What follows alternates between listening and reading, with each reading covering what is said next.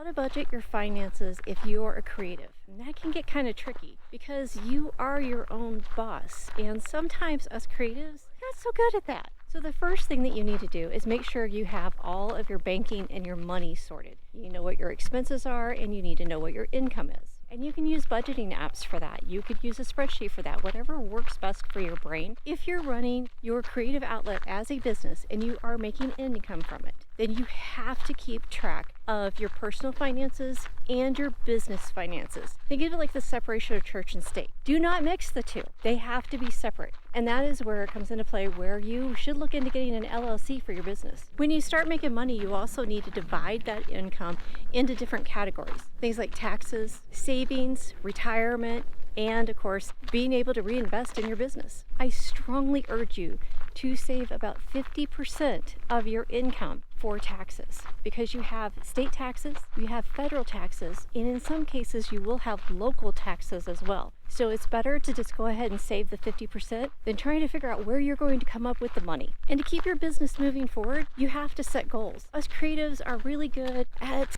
having great dreams and then getting more great dreams, and then something shiny comes down the road. Set yourself a series of goals and then stepping stones along the way to those goals so you can monitor your success. Because if you're like most creatives, you are constantly moving the goalpost and you never feel like you got anything done. But by setting smart goals, you'll be able to track that you are actually getting things accomplished. You are actually getting to your goal. And that's going to make it a lot more fun